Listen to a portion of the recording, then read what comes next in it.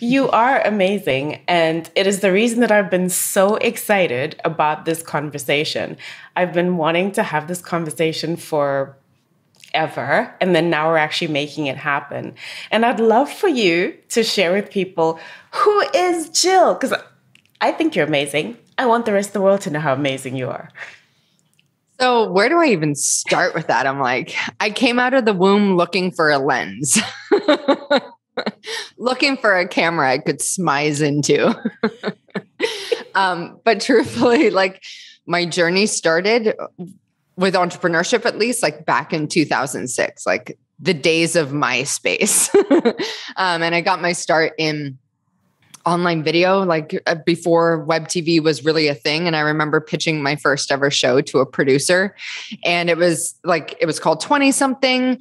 And it was a mix of like dating, sex, and relationships, like Sex and the City meets The View kind of thing.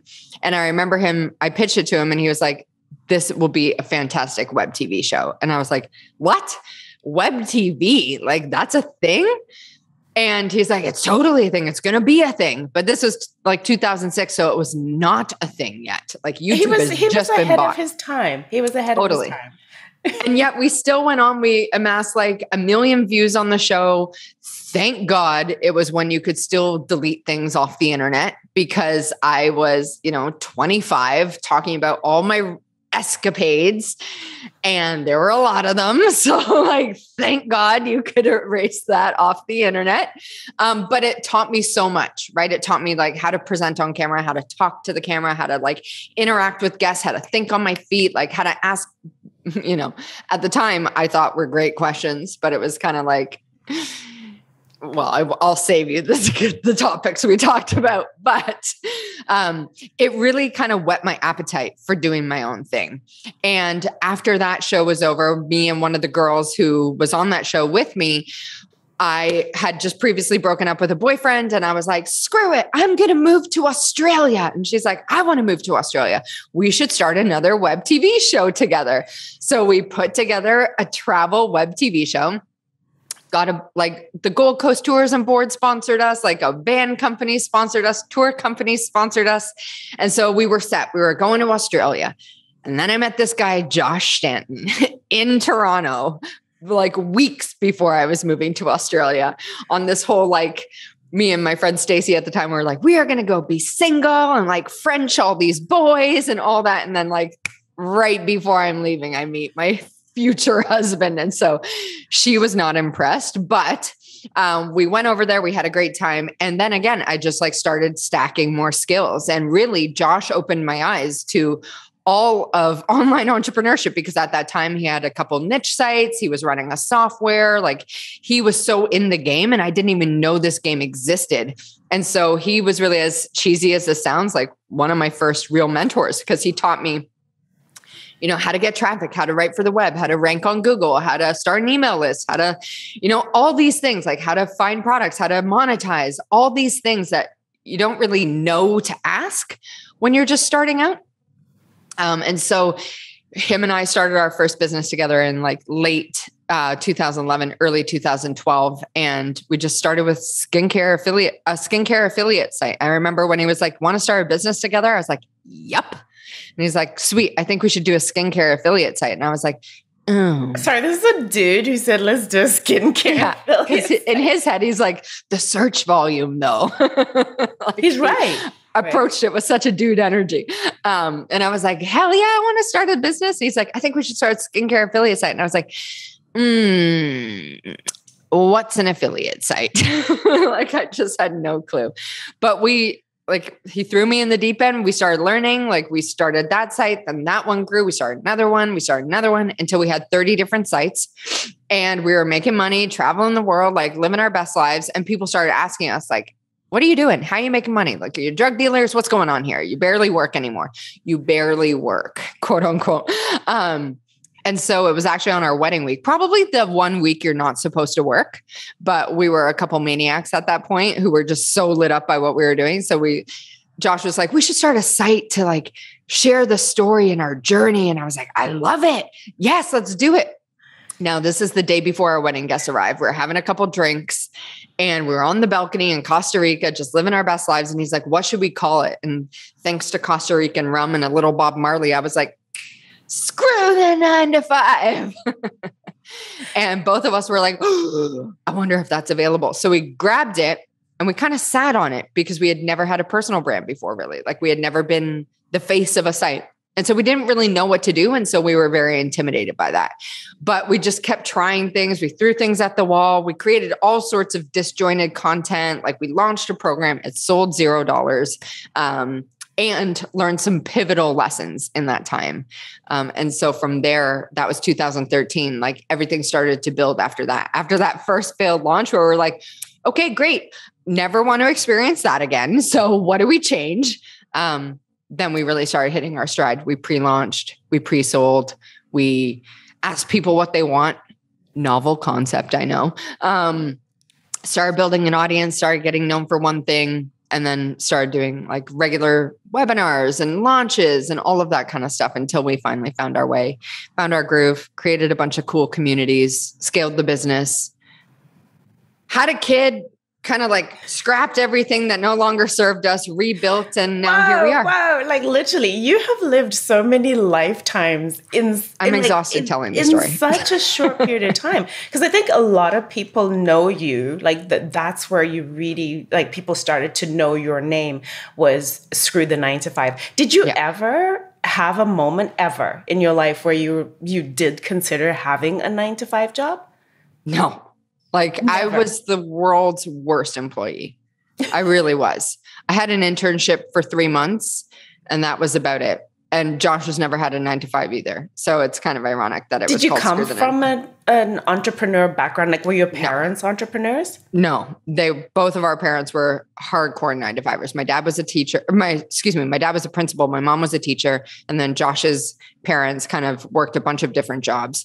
And so we didn't really have any background. We're fully self-taught, but I just knew I wanted to make my own rules. I do very poorly with being told what to do. And I mean, I had a quote unquote 9 to 5 and that I was a bartender in Toronto. And so I worked like 9 p.m. till 5 a.m. But I don't think that's what we're talking about here. Not that kind of 9 to 5. And towards the end, like I was the meanest bartender you could get served by. So you start this brand, which literally, what were the people, the community called? Because it really became more than just a brand. It really, from everything that I could see, became a community, right? Yeah, so tell me about like how you grew it. What were the things that you ended up offering? So the community, our first one started out as a free Facebook group. And that grew real quick. So this is the days of this is 2015 when free Facebook groups were all the rage, right? Not before, there wasn't very many of them. They grew real quick. And so that started to grow really quickly because kind of like what we were talking about before, I believe one of my strengths is peopling. And so I'm really good at I have like a stage 5 clinger memory. And so I will be able to, you'll tell me one thing from like years ago and I'll be like, oh, Sandra, you mentioned that you used to like the color purple when it comes to painting rooms. And my friend Michelle here is an interior designer with a penchant for purple. Like, do you guys want to chat? You know, like I just remember such weird details. And so I just started like kind of matchmaking entrepreneur friends inside my group. And therefore it just grew. And I just asked a lot of questions and gave, I just devoted a lot of time and energy to it, truthfully. And I don't think a lot of people were doing that during that time. And so it grew real quick and organically. And so they called themselves Scroopies. So it was Screw Groupies, which quickly became Scroopies, which then as we opened up a membership site became Scramily, which was Screw Family. And so we've always had a knack for bringing people together and forming tight relationships with them. And so it's been like a unique strength of ours that has carried us through a lot of years in this business. And we're in our 10th year of business together, which is crazy. And just so many lessons learned along the way, as I was sharing with you before. What's the most challenging part of working with your husband? As someone who works with my husband, I know it's unique in that you're together all the time, then you work together. What for you has been the most challenging part of being a couple who works together?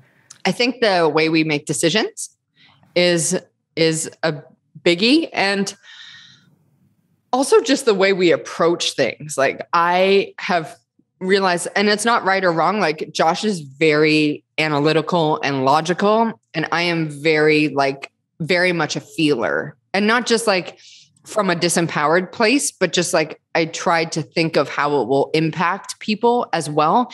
And I think sometimes that actually slows down my decisions, whereas Josh can really zoom out and look at a higher, like a more aerial view of something and be like, here's all the pieces that need to be put in place, and here's who we need. And like, if they're not performing, it's cut. And like, you know what I mean? Like, it's very much more like step by step, versus mine is like, how do we want this to feel though? And so even when we're communicating, I'm like, I just feel that. And he'll say, I just think that. And so like owning our unique strengths and like trusting the other to have theirs, their lane, and own it and perform in it. And then you have your lane that you own and you perform in. That's been a biggie for us, is really trusting the other to have their side of the business and not micromanaging each other. But like, that's still something I'm trying to get better at, because I certainly can be slightly bossy. So you had Screw the 9 to 5 for how many years? How long did you have that brand? 8 years. And then what? Just over. Given the community, because that's how I heard about you, was like how hardcore your people were and how people were just like loved the community. And then you decided to throw it all away. What made you decide the end? Well, in all fairness, not thrown away, in that we still had the website. We just redirected it, like to 401 redirect to Wealthy Course Creator. But really it came down to like, who is the target customer we want to serve? That was really, and like, what is the business model we want? And so this has forever been a challenge of ours in this business, in Screw the 9 to 5, because it wasn't known for one thing. That was our biggest thing to overcome. We were known for affiliate sites for a while and teaching that. And then we were known for memberships and Facebook groups and challenges, and then now paid launches and all these things that we've been known for at a time, but never like one concrete thing. And so our biggest challenge was attracting people. I mean, Screw the 9 to 5 as a brand itself, like even that name sounds a little angsty, right? It's like, and we noticed that we were attracting people who, not everyone, like we certainly had a crew of amazing entrepreneurs who went on to do huge things and never gave up. But we also started to attract people who were like 1 foot in, 1 foot out, right? Like and it was almost like, if my boss yells at me one more time, then I'm quitting and I'm going to be an entrepreneur. You know what I mean? Like it was almost like an afterthought versus like, this is a calling I have. I want to be my own boss. And so once we realized that, and it was actually right after we moved to the Cayman Islands, Josh said, I just think we need to change our brand name. Like it's just not attracting who we want to be attracting anymore, as we have grown and evolved and the offers that we want to create. And I was like, give up, screw the 9 to 5. Like that is who we are. That is our identity, which is just so fucked up all on its own, thinking that our business is who we are. But I just couldn't imagine not having Screw the 9 to 5. You know, I couldn't imagine the like, I mean, not having the scroopies. Like with what you're saying, right? 8 years, like 8 years is a really long time to be invested in something. And as I was saying, that they really became like family. And so I can understand how can we give this up? Yeah. And so what was it that convinced you that it was time to? He's like, I was like, what would we change it to? And he's like, I think it should be more aspirational, like Wealthy Course Creator. I was like, I love it. Screw the 9 to 5 is dead to me. It was just so clear that was our next move. It just felt like we zinged with it. You know, we were just like, oh yes, that is what, like, it was just more of an elevated target customer that wanted to do bigger things, make more money, which allowed us to reimagine our brand, reimagine our offers, reimagine our structure, reimagine our price point, our team, all of it. We just went through and did a giant reimagining to kind of like course correct the ship a bit so that we could hit our final destination, and take us out of it more. Like Josh very much does not want to be the face of anything. Like he likes being the operator. He likes kind of like the CEO love position. Seeing Josh in the ads. Like literally, he does like those. Those are real fun. But he's never going to be like a social media influencer. Like he barely responds back to his friends on Facebook. You know what I mean? He's so hard to get a hold of. So, yeah, just like once he said that to me, I was just like, ding, that is absolutely the move. And it just felt right. It felt very aligned. Whereas screw the 9 to 5, it just felt like we were starting to hit a brick wall. And we felt capped. Like we just vibed more with elevating our target customer, going after people who are already in the ring, already making money, already have an audience. Like they had proven to themselves that they could do it. And I guess we were getting to a place in our business where we didn't want to run launches and run programs where we had to believe in our customers more than they believed in themselves. And that was a big push for us. We wanted people who were like, no, I've made some money. Let's make way more of it. I'm like, sweet. We know exactly how to help you do that. So that was the thinking behind that. And then you recently, oh yeah, and then I also started another one. And then you recently announced on social media that you've decided to build a whole different brand. And I know you've been working on it for a bit. So can you talk about the new thing that Jill is working on that is separate from Wealthy Course Creator? Yeah. So I had the idea for Millionaire Girls Club back in 2019, and the vision of it scared the shit out of me. Like I just wasn't ready for it. I just felt so lit up by it and so intimidated by it. So I remember when I had the idea, it was in Bali in 2019. I was on the back of our scooter going into the co-working space. And I said to Josh, like, I think I'm going to start a business where I run luxury retreats for women at $1 million plus. And I'm going to call it the Millionaire Girls Club. And he was like, I love that. Like, when are you going to do it? I was like, probably never, because I'm way too scared of it. I just like the thought of it scares the shit out of me. But I just started talking about it to people. I remember some of the first people I ever told about it was my girlfriend, Alexi Panos, Kathy Heller, which is how you and I connected. And then someone else who, anyways, and all of them were like, please do this. Like, please do this. And I was like, I don't know. Like, I've had a lot of like really strained relationships with women. So I don't know if it's for me. But then I just couldn't shake it. And it was finally in like late 2020 where I was like, screw it. I'm just going to try. I'm just going to see if I can do it. And so I started coaching, like just opening up one-on-one coaching. I coached with some amazing women. And then I started filling my first retreat. And it's funny because the story I was telling in the lead up to it was that it was hard to fill. Oh my God, it's so hard to fill. I can't really like get a lot of people signed up for my retreat. And I remember we were in the car and I just said to Josh, like, I just don't know if I'm going to do it past my first retreat. Like, it's just been so difficult to do this. And he looked me dead in the face and he was like, has it been though? I feel like you filled it pretty easily. And I was like, oh, it's actually the easiest thing I've ever done. And so it was almost like I was so subscribed to the struggle that I unconsciously told a story of struggle, even though it wasn't rooted in struggle. It was actually rooted in alignment and ease. And once I realized that, I was like, oh, maybe I'm actually supposed to do this. And then I ran my first retreat. Right there, I'm going to stop you right there. Yeah, please. Is how often do we look for the struggle? Yes. Right? It was so easy for you that you didn't even see that it was easy for you. Right? And part of it too, you know, I know you and I have had conversations about this, was because it was so aligned. Yeah. Right? You're so aligned with it. And so what's your dream for Millionaire Girls Club? What do you see it becoming at this point? And knowing that based on what you've told me about, you know, all the things you've created, that you're never married to anything. Yeah. You know, you don't have to, but what's your dream for it right now? To be a world-class brand of luxury retreats for powerful, game-changing women who are just leading the charge in their space. I just want to create experiences where they can come and disengage from the daily demands of their lives, surround themselves with women who match their future, have an epic time, create unforgettable memories, like form deep connections, experience wild expansion, and just leave even more healed than they came in.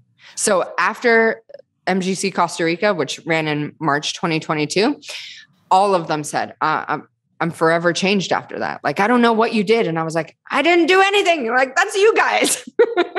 I just picked a place and like you all showed up, you know, like I know there's a bit more to that, but they were the ones who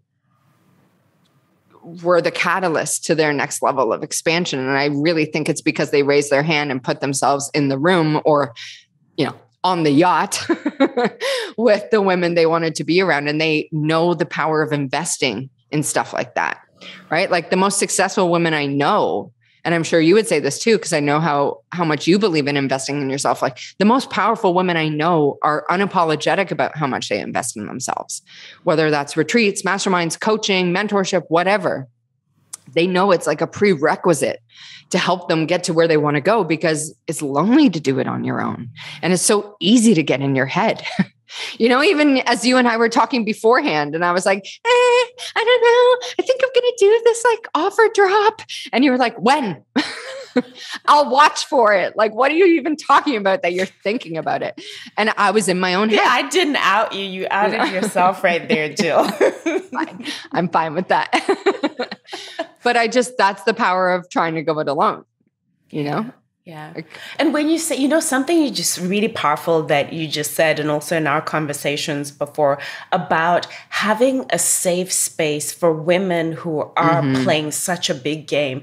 It's a very lonely place to be because there are not many. And something else that you said was about it being a healing experience, because I feel like for so many of us as women, we carry such deep sister wounds. We carry such deep mother wounds. We've learned not to trust each other as women because all we see is the backstabbing and the gossip and all of that. And so what is it that you want to create in terms of how do you want this to be different? What is different about this than any other communities that women can join? Well, for one, it's for women at a certain level. I really don't think, and similar to what you just said, like my experience has been, the higher you climb or the more you grow, the smaller your circle gets. Because just not everyone gets the sacrifice. Not everyone gets the standards or the boundaries or the constant freaking like discomfort you are forever navigating. You know, like not everyone gets the journey and the power you have to step into to claim that space for yourself. And so what I think, or why I think MGC is different, is because it's for a certain level of woman who is in the game. They know that they want more. They're unapologetic about their pursuit of success. They believe in the power of community, and they want to surround themselves with women who get it, women who match their future, women who aren't going to be like, are you sure it's not too much? Or aren't you happy yet? When is enough enough? You know, like all those detrimental like phrases people say to us when they're not in the ring doing the thing, you know, and therefore they kind of like chip away at it or like kind of disregard everything we've gone through to create what we're all creating. And I'm a big believer that to get to a certain level, like $1 million plus, you have to create a massive amount of value, right? Not everyone does that in this space. And so therefore they struggle to, you know, get to the top. And so I think women at that level really crave other women who have the guts to go for it and are in their power and are supportive and kind and generous and encouraging. Because I don't know about you, but I have certainly had a lot of experiences where I have been met with the exact opposite of that, right? Like on my final day. So just one of the experiences that's up until this point really scarred me and left like a real wound for me was in high school, which is, let's be real, some of your most formative years. I had 40 chicks barricade me in my car and like I couldn't get out, and it was frightening, right? It was humiliating. And I had 2 girlfriends in the car with me and they didn't do anything. Now I understand why they didn't do anything. That is extreme circumstances and is terrifying, right? But in that moment, I realized they're either going to come after you or they're going to abandon you when you need them most. And that felt so unsafe to me. And it just felt way easier for me to kind of put up a tough facade and just only ever be there for myself and not really open myself up to a lot of powerful relationships. And so on the end of the final day of MGC Costa Rica, when everyone had left and I was just in my room by myself, like waiting for my taxi, I bawled my eyes out because I was like, that is the most healing thing I've ever done. And like in a minute, all the stuff that I had carried just felt like it had dissolved. Like I had healed that. And I realized like that no longer has to be my story now. I am now surrounded by empowered, kind, generous, supportive women who cheer you on, lift you up, and are always there for you no matter what. And so it's incredibly important to me to have a safe space for these women to be themselves, to talk about their big dreams, to talk about, I mean, one of the women is trying to sell a business for $1 billion. What the actual F? Do you know what that takes? Like the amount of discomfort and things she has to learn and VCs and all this kind of stuff. Like she is she is going through the gauntlet, you know?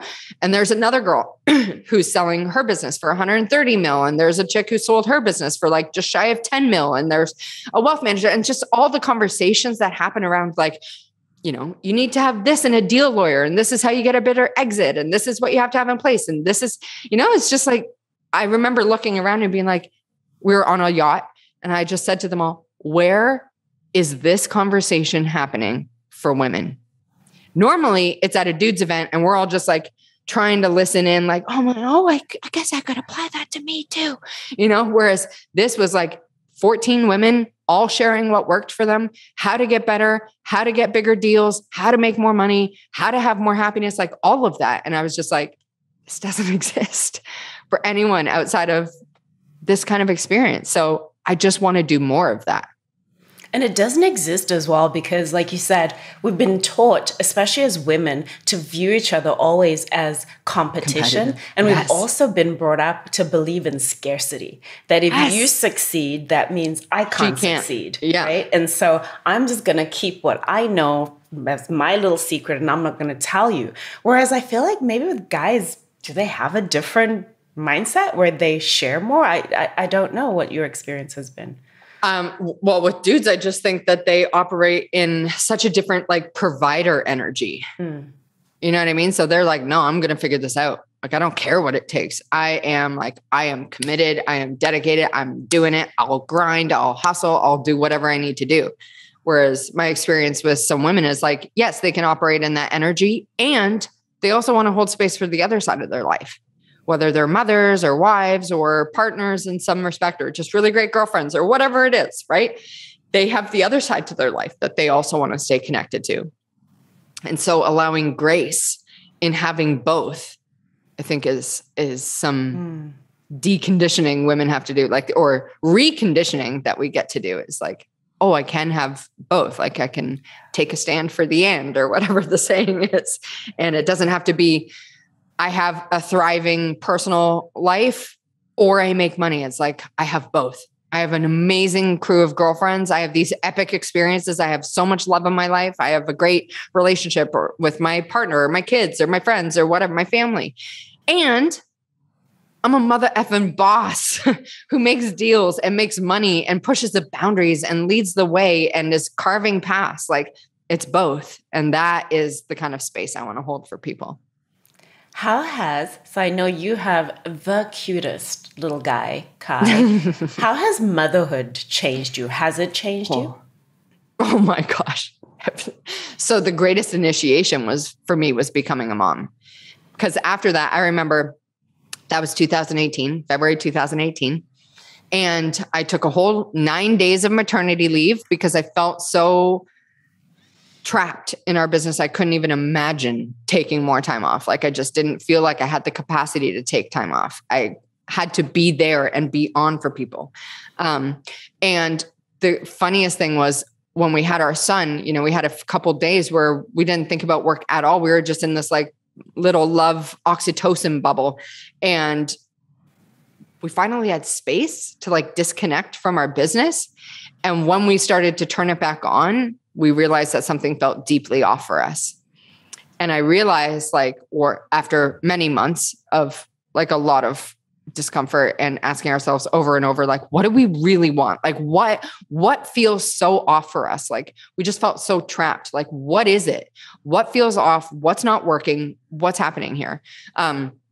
We realized that our business no longer aligned with who we wanted to be as parents, as entrepreneurs, as partners in general, or as individuals. And so the real benefit my son gave me was the clarity and the courage to go to bat for myself or ourselves, our family, who we wanted to be. And after that, we shut down everything that no longer served us. We shut down our free groups. We shut down our membership, which was doing, over 330,000 a year. We shut down everything that no longer served us. We cut off all one-off products that felt unaligned. We scrapped our entire team. All we kept was our social media, our podcast, and our email list. That was it. And we just hit the reset button, and we just gave ourselves space to figure out what do we want to do and who do we want to be. And we intentionally created that. And I feel like that's why we have Wealthy Course Creator and this program and these amazing clients and all the momentum we have with it, because we had the guts to change it when it no longer felt aligned for us. Because I'm a true believer, a hardcore believer, that alignment is velocity. And if you are not in a place of alignment, everything is going to feel so much more challenging than it needs to be. So that's that line right there. Alignment is velocity. So I know we've talked about Wealthy Course Creator and what you're building there. I know we talked about Millionaire Girls Club and what you're building there. What is Jill's dream for Jill? Like business-wise or all the things? Anything. When you sit back and you think about, this is who Jill is and this is what Jill dreams of. What does that look like for you? Oh man, I want my retreats to be waitlisted, right? Like I want it to be so packed out with women just like clamoring to get in so that we have the most epic crew of people. I want my coaching, like my one-on-one coaching, to be waitlisted. I want to be able to take a year off and go traveling the world with my kid and my husband, obviously. Oh yeah, my husband too. But to give my kid that kind of experience and that kind of education.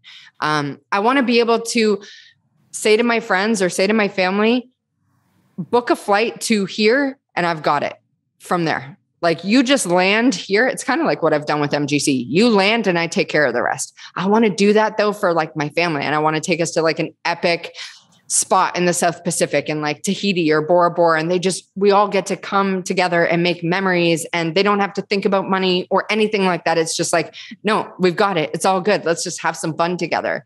I just crave intentional, magical moments with women who just light me up in such a huge way. I want to, there's so many things I just want to do. I'm like, where do I even start? I want to host a epic, like another level to my retreats called Opulence. And it's just like super yachts in the Mediterranean and stuff like that. Like I want to have epic experiences. That is what it's all about for me. I want to make memories that just like make my heart smile. And I just want to become the fullest, most embodied version of myself. Someone who is in her power, who just, I don't know, it's just like, who is fully on purpose and aligned with where she's going. You're such a badass, first of all. And I'm such a huge fan. And I'd love to know, if you were to finish this sentence, what would you say? I am powerful. That's pretty much it. A powerful creator.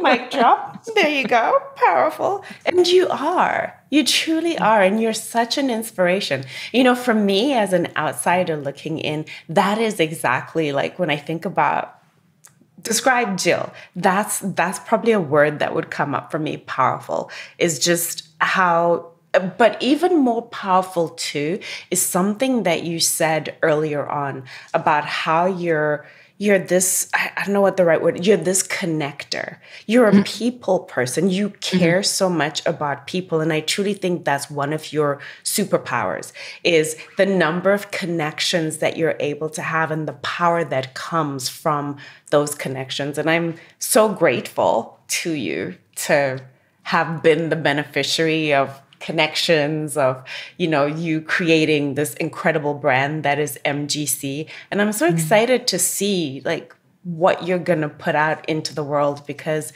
you truly are magic and you truly are powerful. And I cannot wait for you to drop your offers. I'm going to be so stressed if you're watching my stories. I'm going to just take you off close friends and only share it to close friends. Jill, thank you. Thank you so much for making time. I know you're crazy busy and I know you've got a bunch of stuff going on. Where can people find you? Where can people find more about what it is? And actually, let's talk about this for one brief second, because I know MGC is a lot of what you're doing. Yes, I know Wealthy Course Creator is something else that you're doing. Where can people find more information? And where can people find more information about all of the things that you're doing? So Wealthy Course Creator, the easiest way to connect with that side of things is either on IG at Wealthy Course Creator, or you can get into our world by we have a crash course, which is where we kind of send anyone who is a course creator or a coach who is running launches or promotions and just want to have bigger launches with less stress. If that sounds like something you want to get down with, then that is paidlaunchformula.com. And then for my world, it's just at the Millionaire Girls Club on IG. That's the best way to connect with me. I chat a lot in the DMs. And then if you're a right fit for either coaching or retreats, then we can have a conversation about that. Thank you. You're a delight. Love you so I am much. so excited to see what the future holds for you. And thank you so much for being here and joining me today and for sharing all your epic goodness. I can't wait for you to experience MGC Bahamas. It's going to be so good. So good. So excited. Yay.